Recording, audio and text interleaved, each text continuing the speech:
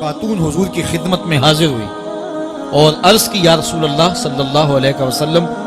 مجھ سے بدکاری سرزد ہو گئی ہے اور میرے پیٹ میں بچہ ہے اور میں چاہتی ہوں کہ آخرت کی سزا کی بجائے دنیا کے اوپر اس کی سزا مجھے دے دی جائے تاکہ میں پاک ہو جاؤں اور صاف ہو جاؤں، کیونکہ آخرت کی سزائیں بہت سخت ہیں۔ اللہ کے محبوب علیہ السلام نے جبریل امین سے ایک دن پوچھا تھا مجھے جہنم کے عذابوں کا ذکر سناؤ، تو عرض کی یا رسول اللہ صلی اللہ علیہ وسلم ہلکا ترین عذاب یہ ہے کہ جہنمی کے پاؤں میں آگ کے جوتے رکھے جائیں گے، باقی اس کے پورے بدن پہ آگ نہیں ہوگی، صرف آگ کے جوتے اس کو پہنائے جائیں گے، لیکن اس کی حدت، گرمی اور شدت اتنی ہوگی یغلی منہما دماغہ، اس کی شدت سے اس کا دماغ پگھل کر ناک اور کانوں کے ذریعے سے باہر آنا شروع ہو جائے۔ یہ سب سے ہلکے عذاب کی کیفیت ہے، اور جو عذاب سخت ہیں اللہ تعالیٰ قرآن مجید میں فرماتا ہے ثم لا يموت فیہا ولا یحیا، اس بڑے عذاب کا ذکر کیا جو جہنمیوں کو دیا جائے گا، فرمایا اس عذاب کی کیفیت یہ ہوگی بندہ نہ جیے گا نہ مرے گا۔ جیے گا اس لیے نہیں کہ آگے اور پیچھے دائیں اور بائیں آگ ہی آگ ہوگی، تو اس آگ میں جینا کو جینا تو نہیں ہوگا، اور مرے گا اس لیے نہیں کہ موت کو موت آ چکی، تو وہ کتنا سخت عذاب ہوگا۔ اللہ یاز باللہ کے ہلکے ترین عذاب کی کیفیت یہ ہے کہ پاؤں میں آگ کا جوتا اور دماغ پگھل کے ناک اور کانوں کے راستے سے باہر آ جائے۔ تو اس نے عرض کی یا رسول اللہ صلی اللہ علیہ وسلم میرے اوپر حد جاری کر دیجئے، اور اس نے کہا کہ میرے پیٹ میں جو ہے وہ بچہ ہے۔ اللہ کے محبوب علیہ السلام نے فرمایا جاؤ جب بچہ پیدا ہو تو پھر آنا۔ وہ چلی گئی، تو جب بچہ پیدا ہوا تو گود میں اٹھائے پھر حضور کی خدمت میں حاضر ہوئی اور عرض کی یا رسول اللہ یہ ہے بچہ جو میں نے گناہ کیا تھا، بدکاری کی تھی، آج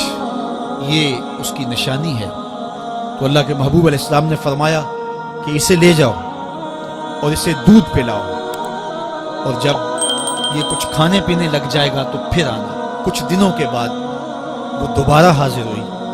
اور اس نے اس بچے کے ہاتھ میں روٹی کا ٹکڑا دیا ہوا تھا، اور عرض کی یا رسول اللہ دیکھ لیجئے اب یہ روٹی کھانے لگ گیا ہے۔ اللہ اکبر۔ تو اللہ کے محبوب نے فرمایا انہیں لے جاؤ اور جا کے انہیں سنسار کر دو۔ اس کی یہ حد بنتی تھی، اس کو سنسار کیا اور اس نے خود یہ سزا اپنے لیے قبول کی۔ تو یہ بات ذہن نشین کیجئے کہ یہ وہ لوگ تھے کہ جن سے کبھی کوئی گناہ سرزد ہو جاتا تو وہ جلد توبہ کرتے، اور اس کی بڑی سے بڑی حد اور سزا بھی ہوتی تو وہ بھی کاٹنے کے لیے تیار ہو جاتے۔ میں اور آپ دیکھیں کہ ہماری زندگی میں اگر گناہ ہیں اور ہمیں سچی توبہ کی توفیق بھی نصیب نہیں ہے اور آئندہ نہ کرنے کا عزم مصمم ہو، پکا ارادہ ہو کہ یہ گناہ زندگی میں دوبارہ نہیں کروں گا، الگ بات ہے کہ پھر دوبارہ اس سے سرزد ہو جائے، لیکن جب وہ توبہ کر رہا ہو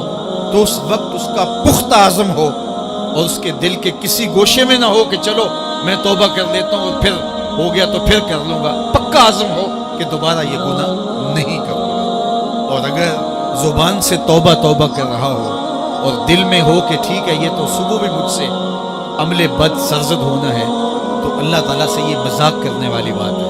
اور اللہ تعالیٰ سے جو مذاق کرتا ہے وہ کہاں کھڑا ہے وہ خود سوچ لے۔ وہ کیا کسی نے کہا تھا کہ توبہ کی پھر توبہ کی پھر توبہ کر کے توڑ دی، میری اس توبہ پہ توبہ توبہ توبہ کر اٹھی۔ تو ایسی توبہ نہیں ہے کہ جو رسماً کسی مجلس میں چلے گئے، کسی اجتماع میں چلے گئے تو سب لوگوں نے توبہ توبہ کی تو وہ بھی توبہ توبہ کرتا رہا، لیکن اس کا عزم مصمم پختہ ارادہ نہیں تھا گناہوں کو چھوڑنے کا، تو یہ توبہ نہیں، یہ مذاق ہے۔ اس لیے اللہ کے حضور سچی توبہ یہ ہے کہ ما قبل کے گناہوں سے